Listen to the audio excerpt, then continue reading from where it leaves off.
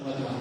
तो असाच गरीब सेवेकरी त्या ठिकाणी आला आणि त्यांनी एक छोटीशी शिदोरी आणली होती. ती फक्त श्री गुरूंना पुरेल एवढीच ती आणली होती आणि त्याची इच्छा होती की मला श्री गुरूंना प्रसाद देण्यासोबतच सेवेकऱ्यांनाही प्रसाद त्या ठिकाणी ही पंगत द्यायची. श्री गुरूंनी सांगितलं तू आजचा हा प्रसाद तू बनव आणि बनवून झाल्यावर माझं जे वस्त्र आहे त्याच्यावर अर्ध झाक. पुढे तू ज्यावेळेस नंतर त्यांना सांगतात की आता तू नदीतीर जा, तिथे जे काही सेवेकरी बसलेले असतील संध्या त्यावेळेस त्रिसंध्या चालायची, दुपारची संध्या होती. तर नदीवर स्नान करून जे सेवेकरी गेलेले होते त्यांना श्री गुरूंनी त्या ब्राह्मणाला सांगितलं की त्यांना सर्वांना बोलू नका, आता आपल्याला पंगतीत बसायचा. तो की जातो सर्वांना सांगतो. तो म्हणतो अरे तू तर गरीब ब्राह्मण आहे. तिथले जे सेवेकरी म्हणतात तू गरीब ब्राह्मण आहे, तू काय एवढीशी शिदोरी आणलेली ती कोणाला बोलणार. तो परत श्री गुरूंजवळ हे असे म्हणतात. श्री गुरु त्याला परत पाठवतात. श्री गुरु स्वतः या पंक्तीत बसणार आहेत, तुम्हाला सर्वांना यावंच लागेल. तर ते सर्व जण परत पुन्हा पंक्तीला येतात आणि अध्यायात सांगितल्याप्रमाणे जवळजवळ 4000 सेवेकरी त्या ठिकाणी ते अन्न ग्रहण करतात. श्री गुरु त्या ठिकाणी घृत वाटण्यासाठी असतात.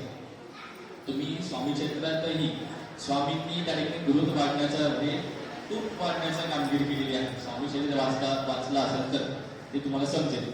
तर असं त्या ठिकाणी जे पूर्ण आहे, एकासाठी आणलेलं अन्न 4000 सेवेकरी खातात. म्हणजे श्री गुरूंची असलेली ही जी कृपा आहे, श्री गुरूंनी जर मनाला ठरवलं की याचा हा प्रश्न पूर्ण करायचा तर तो प्रश्न कोणत्याही रीती असला तो पूर्ण होणार म्हणजे त्याच्यामुळे दृढ निश्चय तुमचा असला पाहिजे. स्वामींच्या भोवती तुमची जी सेवा ती नक्कीच खूप दृढ म्हणजे एक अटूट असं नातं आपल्या स्वामींसोबत असलं पाहिजे. याच्या आधीचा जो अध्याय होता 37 त्याच्याबद्दल मी पहिल्यांदा बोलणार होतो. 37व्या अध्यायामध्ये सांगितलेलं आहे श्री गुरूंची सेवा आणि श्री गुरूंचं दर्शन कसं घ्यावं. सकाळी मी पुन्हा एकदा ते सांगितलं.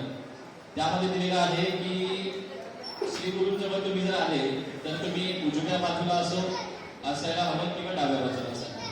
दोघांपैकी एका बाजूला राहून तुम्ही त्या ठिकाणी श्री गुरूंचं दर्शन घेतलं पाहिजे. म्हणजे स्वामींच्या दरबारात जर तुम्ही गेले तर तुम्ही उजव्या बाजूला असाल किंवा डाव्या बाजूला असाल तिथून दर्शन घ्यावं. मधला समोर माझ्या समोर उभे टाकून तुम्ही दर्शन घेऊ नये. त्याच्यामुळे आपण तर बघितलं असेल हा मधला पॅसेज पूर्ण मोकळा सोडलेला असतो. तिथे कोणत्याही सेवेकऱ्याला सेवेसाठी किंवा आरतीसाठी उभं केलं जात नाही. म्हणजे श्री गुरूंचं समोर साम्य राखून आपण दर्शन घेऊ नये. पुढचा मुद्दा असा आहे, काही सेवेकऱ्यांना वाटतं, काही नाही, मला पण वाटतं, सरांना वाटतं की मला दरबारात जायचं आणि दरबारात जाऊन श्रीफळ अर्पण करायचं, दरबारात जाऊन काय फूल व्हायचं महादेवावर, दरबारात जाऊन अगरबत्त्या लावायच्या, दरबारात जाऊन काहीतरी प्रसाद ठेवण्याचं कोणतरी ठेवलेला असतो. आणि छोट्या छोट्या गोष्टी आपल्याला दरबारात कसं जाता येईल यासाठी आपण खूप मेहनत या ठिकाणी स्वामी सेवा केंद्रामध्ये करत असतो. त्या ग्रंथामध्ये काय सांगितलेलं आहे, श्री गुरूंनी लिहिलेलं आहे. तुम्ही 37 नंबरचा अध्याय आता उघडून बघू शकता. त्याच्यामध्ये लिहिलेलं आहे की माझं दर्शन तुम्हाला घ्यायचं असेल तर दरबाराच्या बाहेर, मुख्य दरबारात यायचं नाही असं लिहिलेलं आहे. मुख्य दरबारात येऊन त्या ठिकाणी दर्शन घ्यायचं नाही असं लिहिलेलं आहे, स्पष्ट त्या गुरुश्रीला लिहिलेलं. आतापर्यंत जे सेवेकरी अट्टहास करून त्या ठिकाणी गेलेले असतील किंवा त्यांनी जे काही त्यांच्या महिन्याला माहित नव्हतं वगैरे अशा गोष्टी झाल्या असतील. काय असतं माहिती का, ते पावित्रता जर राखली गेली नाही तर त्या आपण जी केलेली सेवा आहे तिचं फळ आपल्याला मिळत नाही. तुम्ही परत स्वामींच्या वेळेला की माझं काम काय झालं. छोट्या छोट्या आपण केलेल्या चुका असतात त्या आपण स्वतः अभ्यासायचा. नंतर स्वामींना त्या ठिकाणी तुम्ही दोषी ठरवू शकता.